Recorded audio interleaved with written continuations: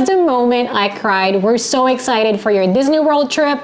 I hope it's as magical as ours. It might be magical, but it's incredibly complicated. Some might even say complicated as fuck. That's me, because I curse a lot. But don't worry, we'll take you through how you can manage that. Let's start with when is the best time to go. We've only been once and we can only talk about our own experience. We went in May, which is just straight after spring break, which I think was a good time to go because it wasn't insanely busy, the weather was still nice, and believe it or not, it didn't even rain at all. There are times that it felt crowded. Yeah, well, it's still going to be busy. It's always busy. But on the monorail, we saw car parks that were completely empty. So I can't imagine how manic it would be if that was full, correct. during peak season. Like the holidays, Christmas, and spring break. Apparently that is one of the ones to avoid, and every time there is a public holiday, which makes sense. Just everywhere you go will be busy during those times. So how did we get there? Possible to fly into Orlando and just drive straight to Disney World. We took a bit of a scenic route. We came via Miami, as you can see in this video right here. And we drove the entire way from Miami to Disney World. It was, I don't remember how 3 hours, roughly. It was about 3 hours, just straight roads. Yeah. It wasn't difficult at all. And once you're actually getting to Disney World, very well signposted, very easy to get around if you're driving. Just be mindful of the bugs. There will be plenty of bugs. Our windshield and the whole front of the car was just a graveyard. Insect graveyard. Yeah, 100%. Disney, wherever it is in the world, is known to be an expensive trip. A family trip, especially if there are more than 2 of you going. And I couldn't believe how much it was. It is expensive, no, not gonna lie in there, but where you stay plays a big part on how much or how expensive that trip is going to be. We stayed at Disney's Contemporary Resort, which is the OG. You can watch our review of that hotel in here. And we paid, I have a cheat sheet here, 6,820 Australian dollars or 4,540 USD for a 5-day ticket, non-hopper, so we could only stay in one park per day, 5 nights at the Disney Contemporary Resort, which is a deluxe property. So 5 days, what did we do? We did Magic Kingdom for 2 days. We did Holywood Studios, Epcot, and Animal Kingdom. So those are the 5 parks. We didn't do any of the water ones. It sounds crazy expensive, but that's accommodation and your tickets. Tickets by themselves are $200 to $300 a day anyway. No? I think so. Yeah, I don't know. Depending on it, everything's seasonally adjusted, so it all depends on which park you're going to, which day it is, but I think it's $200 to $300 a day anyway. And because you're staying on resort, the early entry perks are definitely worth it. When we were looking around, we found that when we were looking around, we decided that Mario would book everything and do it without any input. But we decided that Contemporary Resort would be the best for us because it's a 10-minute walk from Magic Kingdom, and that's where we knew we would spend most of the time on the trip. But even then, everything's convenient. There's a bus stop at every resort. They'll take you there, and there's a monorail that does a lap around the entire Disney World. But that one, the monorail, is actually, it stops right through, and I say right through, it's in the middle of the building of Contemporary Resort. Yes, so it's very convenient. And from Magic Kingdom, Contemporary Resort is the next stop. If you stay in any of the resorts at Disney World, they all come with the early entry perk. But I recommend doing your research on what rides are available at the parks when you're going, picking the park that's best for you, and staying as near to that as you can to make your trip nice and convenient. All right, so let's talk about the tickets and the passes. And this is where it gets complicated. You literally need some sort of MIT degree to sort this out, but we've got you. Number one, let's talk about Genie Plus. So Genie Plus is where you can book your lightning lane, and as the name suggests, that is your express entry to a ride. It's also where you can have your photo pass. You usually have to pay for photos in Disney, but there are some freebie ones. We got two, and they're basically just the old school photos from the ride, so they're a bit low quality, but it's still fun. The really embarrassing ones where everyone looks like that because they don't actually know a camera's coming. But it's still free, and you can download that through the app without any watermarks whatsoever. And the price of this Genie Plus will vary depending on the day, from $15 to $25 per person. And again, you have your ticket, you have your accommodation, and then you have to pay for this extra. Because you have to book which theme park you're going to in advance, they know exactly how many people will be there on the day. That determines how expensive your Genie Plus will be, because they know there's going to be long queues, they're going to charge you a lot of money to skip it. Then there's also an individual lightning lane. Not to be confused with the lightning lane. So in a brilliant money-making scheme that Disney is, Calm down, Lloyd. there are certain rides that are only available via individual lightning lanes. Normally the most popular ride at each of the parks. And you pay for that, you book and pay for that extra on top of your Genie Plus. So for example, you already paid $15 for your Genie Plus, and then you also want to buy a lightning lane, that's another $20 to $25, again, per person. And then there's the virtual queue. A virtual queue, thank goodness, is free, but it is different from your lightning lane and individual lightning lane. What it is exactly as the name suggests. It's just a queue that is virtual. Tron is another one that you can only ride via a virtual queue or an individual lightning lane, and you can do that virtual queue at 7 a.m. and at 1 p.m. And you better be quick, because in a minute or less, it will book out. And the hard thing is... It's worse than Taylor Swift tickets. Well, I don't know. It was pretty bad, but it was... Because you're on a queue, you get a gauge of when it will be your turn, so you gotta plan accordingly, which makes it very tricky. And when it's your turn to ride, if you're not there within an hour, it's out. You've missed your chance. An hour is plenty. That's why it's good to be just in Contemporary Resort, because it's a 10-minute walk. So as long as you haven't hopped over to a different park, you'll be fine. If I was going to do Tron, I wanted to do it at nighttime to get the full light effect, because that's the best time to do it. Unfortunately, the booking guards were not with us. Well, we got it still not night, but still afternoon, and we slept. Yeah. We slept. We went back to our hotel too tired, and then slept.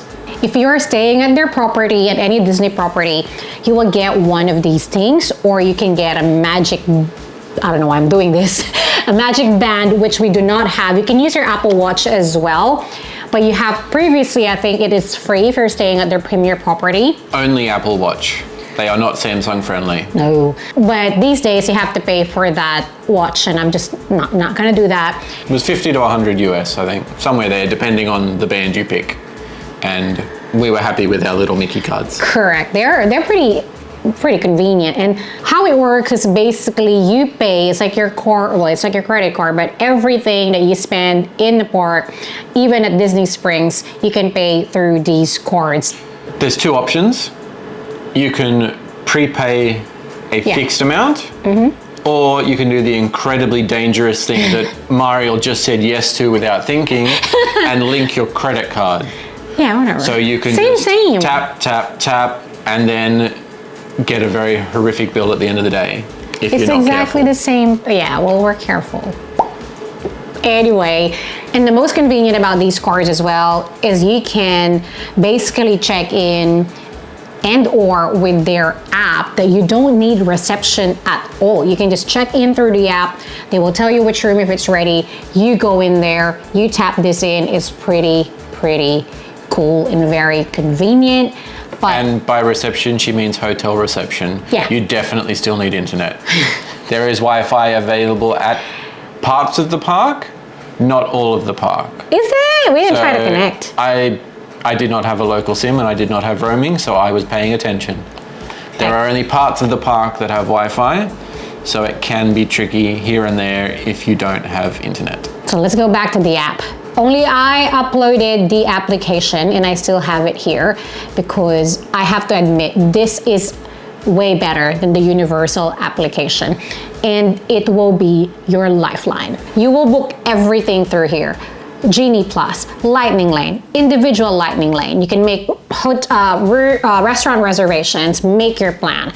So basically, Genie, which is an AI, will make recommendations of your day based on your interest that you would select and things that you want to do, and it will just create a day for you, which is amazing. It's not going to show anymore. It's probably going to even ask me to log in. The other thing that you can, okay, I'm just going to close that, is your transport schedule. So whichever, because it knows which hotel you're staying at, it will give you the schedule of what time the bus is leaving to get to the parks. Don't trust the bus schedule. Always late, I'm going to say. Just go to the bus stop. They're quite frequent. It gives you an idea though. They're quite frequent, but they do not run on time. No. The bus will get to the stop, the bus will leave. They work towards the schedule, they don't run on schedule. I would probably do a plus minus 10 in any schedule that's given within the app. Monorail's a different story, that runs on time, but yes, don't trust the buses. So cute as well. You can select your character and then you can connect it to your phone, so it's like paying pass to. And then on the second tab right here is the maps, and it will show you the map of the park that you have selected or yes, whatever you are, and it has wait times. I quite like this, and a lot of people I saw were doing it in the park where they've done a ride and then they go, oh, which one has the friendliest wait time, and then they go to that one. Yeah, so that was really convenient. It also has GPS, but it's not amazing. Definitely not Google Maps. You can normally just work your way around. That's Cinderella's castle. I want to be there. Pretty recognizable landmarks when you're trying to navigate your way around Disney. It's the best theme park app I've ever used. Navigating the parks, getting around them, it's a bit tricky. Magic Kingdom is by far the largest of the parks, or it definitely felt the largest of the ones we were going around. And they have their different kind of themed areas, and they are all quite unique. Get Tomorrowland, Liberty Land. There's so many. Obviously, have been around for a very long time, so some of the rides get updated, like Tron for Tomorrowland. Yes, Tomorrowland feels like yesterday land. Most of it does not feel very futuristic. Yes. Except for the brand new Tron ride. Correct. Being the biggest park, it still feels the busiest, which is strange because I think most people, if they've only got a day, they tend to just go to Magic Kingdom. Normally see a bit of an influx of people halfway through the day when Park Hopper activates at 2 p.m. So as always, early mornings are when it is best to do pretty much any park. What was the best thing about Magic Kingdom and what was the worst thing about Magic Kingdom? The last day, the fireworks at Magic Kingdom, it's hard to miss that. Yeah. You've got to make sure you do that. So yeah, that was the best. The worst thing, Tomorrowland's a bit disappointing. It's in need of an update. 100%. And I'm sure they'll get there. They're busy working on other parks, which I'm sure Mariel will discuss when she jumps onto Epcot. Correct. So let me talk about Epcot. Epcot, probably when I was I just wanted to do everything. Yeah, so we did everything. But if I look at that, oh, this could have been the most boring of all the parks, but it's good when it comes to food, and we like to eat. Well, I like to eat especially. So we did it, and it features different countries. It's definitely not as big. You probably don't need the whole day in it. When we went though, half of Epcot was under construction. It feels like it's always under construction now. I think it'll be nice in 12, 18 months. It will have a whole lot of new attractions. But when we entered, all you could see was things boarded up with construction. And then the other half of the park, which is the world tour lap, that's all fine, that's all good. When we went though, it was really one that you could do without. No, okay? I would not say do without, because there are some really good rides in there, like the Ratatouille. So we didn't book a Genie Plus for that day, so we didn't do any Lightning Lane whatsoever. If you only had 1 to 2 days, I'd be skipping Epcot. Epcot was probably the bottom of my list. All right, so it's not as big. It's definitely not as busy, but it still got pretty busy. And the Ratatouille was one of the rides where we queued up the longest one of them because we didn't have any lightning lane. We made some friends, which is pretty fun. And I would say that was definitely one of the best parts of Epcot. And was still where we're flying around the glider. Soaring high. I really like that as well. The worst part, as Wade said, is just there's a lot of construction. If you watch a lot of videos about Disney, it feels like they've been doing a lot of that construction. And in the world features, there's no Philippines nor Australia, so that's kind of sad. Yeah. And the other tricky thing in terms of how busy it is, we were pretty much at Epcot for the food. Everybody else was there for the food as well. Eating at lunchtime is very difficult to find somewhere to eat because everybody else is trying to eat. A bit of a rule that's probably universal across all the parks is learn to start eating at odd times. Have your lunch. Or make a booking.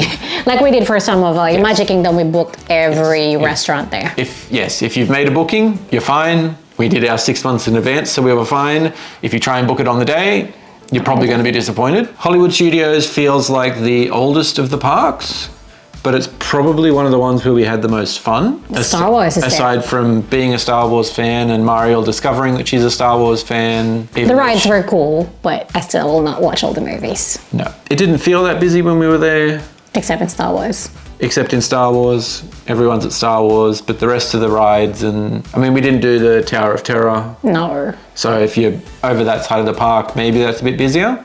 Rock and Rollin' Roller Coaster was working. So Star Wars is obviously the best part. It's the best acquisition that Disney has ever made. And the worst part was probably the not quite at Karen's Diner, but being told off for being on my phone and having my elbows on the table and just being downright exhausted. Food was good though. I didn't mind their fried chicken. Food was a bit mediocre. I wasn't a huge fan of the food there. All over Disney, the food isn't going to be amazing. Yeah. It's not really what you go there for. Except for Epcot. But you did, and Wade ended up being slightly sick because the first ride that we did gave him a bit of a nausea. Yes, I found that the 4D rides wearing the glasses tended to make me a little bit nauseous if we were doing kind of some repeats of those, just going from one to the next. The actual roller coasters and all that kind of stuff, unless I was spinning in circles, I was fine, but the 4D rides tended to kind of mess with my head. Animal Kingdom surprised me. I love animals, so I knew I was gonna love it. It wasn't that busy and we were late for early entry in there, but it's all good because buses, as we talked about, is not reliable. The best thing about Animal Kingdom is definitely the Pandora. It was wow. The whole fit out, the rides are just wow. Even I don't know what you call those rides, like It's a Small World, where you ride into something and it just varies sometimes and you go through a storyline. Even that for the Pandora one with the animatronics was amazing. Yeah. It's a shame that I get scared of rides that I usually shut my eyes for the most part, but even then I was super impressed. The food was good. The worst part about Animal Kingdom is probably just the lack of other rides, but it gives you variety to do. Like there's the Kilimanjaro Safari. Yeah. There's a lot of the Lion King show. The Lion King show was bad. We couldn't get into that because it's always busy. Yes, but outside of that, we queued up for an hour and then... Not an hour. We were there for a while. We queued up, waiting for it. And then by the time it finally got to us, there was about 3 people in front of us and they said, sorry, we're full. Come back for the next show. And that was like an hour later. And it's like, well, we're not coming back. Yeah, and then the queue for... You have to stand in the sun as well. So there's no proper cover for the queue. To give you an indication, Animal Kingdom and Epcot are the ones we didn't book a Genie Plus because we weren't expecting it to be very busy. How do you get around the parks from your hotel she's talking fast because she's hungry. Different parks? So we've talked about a few things like the bus and the monorail.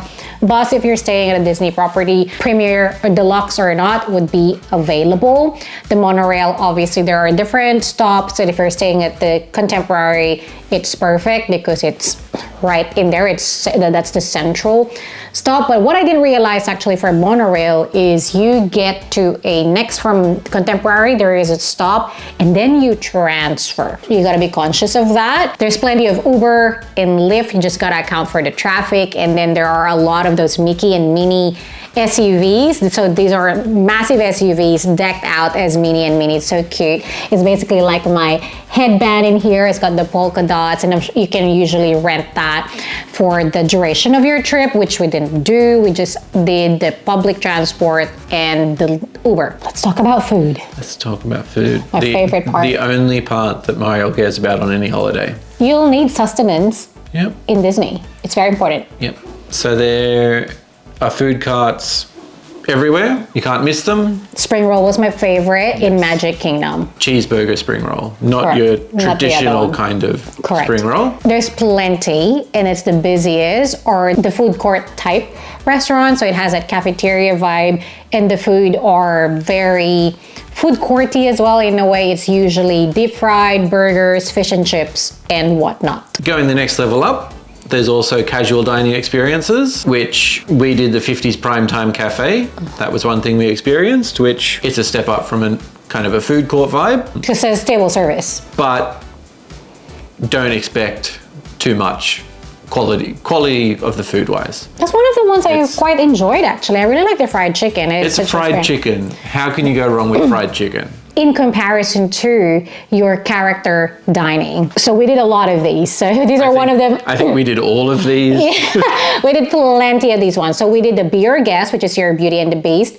We did Cinderella's Royal Table for dinner. Was a bit disappointed with the Beauty and the Beast that you don't really get a proper photo with the Beast. No, he He just just walks around. walks down the room, and there's people that make sure you can't go near him. And then Unlike he in walks Cinderella, off. unlike in Cinderella, where they actually, well, Cinderella is downstairs, you gotta pay for it, and then upstairs are all the other princesses, and they roam around the table. They make sure that you've had the opportunity, and I took a photo out of all of them, and we had the best seat at Cinderella's royal table, and we managed to watch the fireworks from there, which is an experience we would recommend if you have more than one night at Magic Kingdom. Another character dining you can do, which we did, was very convenient for us because we were staying at Disney's Contemporary Resort, is the buffet at Chef Mickey. So we went for breakfast, and that one was probably the hardest to book, or not this one, I say the hardest one, wherein I had to find an alternative date because our preferred date wasn't available. So we went for a very early breakfast, similar to Cinderella's Royal Table. It was busy every day that we went past. Correct. So I can understand that it was busy. The little children. Love it, including it. me, because all your classic Mickey, Minnie was there, but Minnie was only a paid photo. You got Goofy, Pluto, everyone roaming around again, making sure that you've got an opportunity with them. They even did a dance as well, but the food was no good, but you're there for the characters. Mario got the cold shoulder from Minnie because she was flirting with Mickey. Minnie does Yeah, not. and then she was like pointing at this headband, and I'm like, oh, Mickey gave it to me, and then she just acted bitchy the rest of the Yep. time. She does not like it when you hit on her mouse. But I'm wearing her right now. Another type of dining you can do at Disney World are experiential dining, which we didn't do because the reviews I've heard they were pretty bad. We didn't do any of these. So things like the sci-fi dine-in or the Space 220 restaurant, wherein you are the sci-fi dine-in is like you're in like an outdoor cinema of some sort, where you're in a car, and then the Space 220, it feels like you're in space. But we didn't do any of that. It's all about the experience and the novelty of that rather than the food. One thing that you need to know is that bookings are essential with any of these restaurants, best that you can.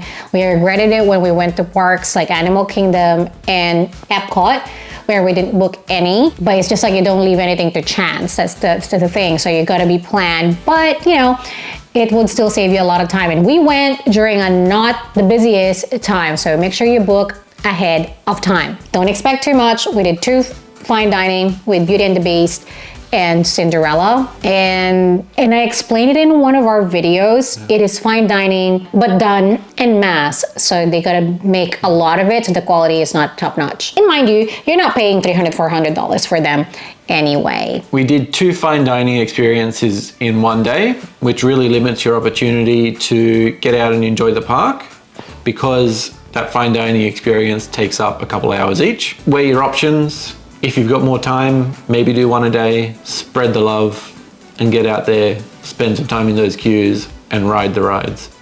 It really depends on what you are after. If you're more after those character dining, and then so be it. But if you're there for the rides, then as Wade said, weigh up your options. How do you make the most out of your trip? We've got some tips on how you can enjoy your visit to its maximum opportunity. We all want to meet characters. We all do, young or old, and especially if you have children. And I'd suggest that you rig it and just book character dining. There are sections in all the parks where you can meet the characters and cast that are kind of dedicated to that. You got a queue. But there's normally a fairly long queue. Yeah. Of little screaming children that aren't fun to queue with. And then you got to pay for the photo anyway. And speaking of photo, these are some of the tips on getting the best photo opportunity in Disney World. You see a lot of these amazing photos with the balloons. Tip is, don't buy the balloon. You're never going to use it. If you have children, I think it's good as you tie it up in your pram, which... Otherwise, they'll just let it go within 5 minutes and you'll have to buy them another one. And the photos look amazing anyway when you have a bunch of them. So what I did is stand in front of the person selling it, and you can get that same effect with the photo. Photo packages are ridiculously high, and we didn't bother with them. We just found good spots where you can take photos. And besides, we didn't really want those typical type of photos anyway. If you do want the typical photos, there are staff dedicated to taking photos for you as part of the Disney Photo Plus or something. Well, the photo package. Just watch what they're doing, stand pretty much near it, and you'll get almost the same thing for free. Yeah. The Genie Plus, as we talked about earlier, allows you to have some freebies of the ride photos, which is great and very candid. This is where Universal wins. You can get free photos with their characters, and the staff will even take photos from your phone for free. Not in Disney, everything there gets charged. We avoided character photos in Disney except for the places where we had character dining like Cinderella and the Chef Mickey's, because you gotta pay for a lot of these things. So what you can do is, even if you didn't buy the photo package, you go to one of the official photographers, they'll take a photo, they'll give you a temporary card, you scan it, and then you can have a preview and buy it. At the end of the day, there will be watermarked. And there are ways. There are definitely ways, which we don't recommend because it's illegal, but there are ways to remove those watermark if that is what you prefer. And besides, there are plenty of good spots within the park. They are literally everywhere, and you can take amazing photos in every corner of the park. And just like all things, just like all holidays, you gotta prepare. And Disney is even to that next level because of the way they make things so complicated. Universal is a lot easier. Do the necessary basics of booking things in advance, but don't let it rain over your trip. You gotta still go with the flow, because there are things that will pop up, but it's good to a certain extent. Book what you can and book the ones that you really want to do. We saw many times where families were fighting because they were not organized. There was many couples fighting. It's supposed to be a magical experience, but then constantly people are stressed, people are fighting, couples, parents. Many children screaming, saying they're tired and they want to take a break, and the parents screaming at them, we don't have time. Push. We don't have time for you to take a break. You can sit down in the next queue. Come on, we've got to get to the next attraction. Makes the magical trip seem very stressful. A little organization goes a long way. And of course, health is wealth. You gotta drink a lot of water and sunscreen. Make sure you don't forget. They would have a lot, there's plenty of places to refill water. We didn't really find a lot of those. Whatchamacallit, Baba? Like the filter. The fountain, water fountain. Yeah. You call it something here. What do you call it in Australia? Bubblers.